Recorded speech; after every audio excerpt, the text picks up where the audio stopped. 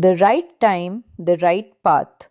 Why timing matters in temple worship by Dr. Darmalingam. Many of us treat spirituality like a transaction. We circle a specific Tuesday or Friday on the calendar to visit a temple, hoping to trade our prayers for a promotion, good health, or a sudden stroke of luck. The ancient Tamil tradition of Saiva Siddhanta demands something completely different. It calls for a rigorous practice known as nishkamya, a form of daily worship performed with absolutely zero expectation of a reward. For the revered saints known as the Nayanmars, spiritual devotion wasn't a passive, occasional activity. It required intense physical labor, sweeping the rough stone floors, weaving heavy floral garlands, and maintaining the temple grounds were considered the mandatory baseline of a spiritual life. Which raises a fascinating question. Why would these enlightened masters insist on such exhausting daily chores, instead of just meditating quietly whenever it was convenient? The Nayanmars treated the temple as an active, highly calibrated mechanism, a system that only functions when maintained through constant physical interaction. According to ancient texts known as the Agamas, a properly consecrated Shiva temple operates as a massive conductor for environmental energy. Looking at this diagram of a 24-hour cycle, we can see the core engine that drives this energy network. It's called Arukala Pusai. This is a strict 6-part daily worship schedule designed to synchronize human biological time with the 5 cosmic elements of the universe. The cycle begins at dawn, connecting with the element of space to trigger mental clarity. By mid-morning, it harnesses air to fuel physical activity, and at noon, it channels the intense element of fire for peak focused energy. The momentum shifts as the sun sets. Evening worship captures the cooling element of water to restore balance. Early night relies on earth for deep grounding. Finally, at midnight, all of these elements collapse inward, creating a profound, singular integration of energy.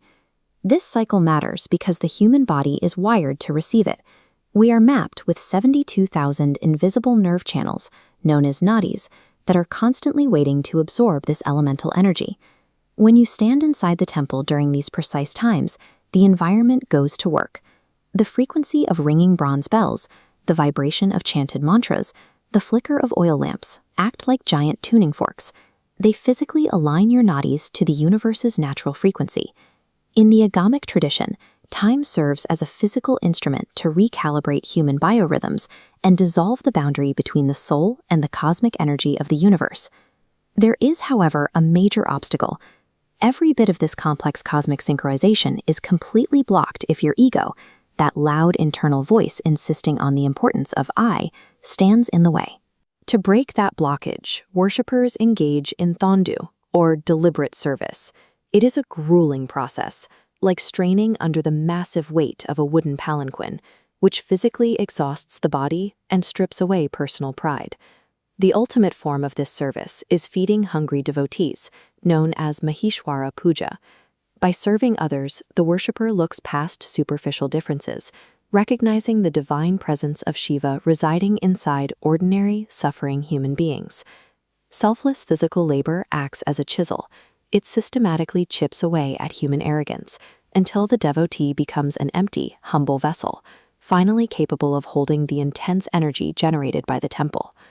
All of this strict timing, physical labor, and architectural engineering naturally leads to a difficult question. If someone is too sick, too restricted by circumstance, or simply unable to reach the temple physically, are they completely cut off from this divine grace? The answer reveals the highest philosophical leap in the Saiva path. It is called Aha Wajipadu, or internal worship, and it completely eliminates the need for physical structures. The ancient mystic poet Thirumular laid out a radical concept. He taught that your physical flesh is the actual breathing shrine, and your own mind is the grand temple you've been searching for. The sweeping of floors, the 6-fold rituals, and the service to others serve as the structural engineering for an internal architecture. These physical duties provide the blueprint needed to replicate the temple's power within the self. The doctrine of Anbe Sivam, or love is Shiva, places the weight of the greatest agamic ritual into a single moment of pure affection. A devotee offering a simple meal with a clean heart achieves the same alignment as the temple's most complex ceremony. When true devotion successfully builds the temple within your mind, you transcend the boundaries of the physical world. Everywhere you stand becomes the inner sanctum, and every moment becomes the perfect time to pray.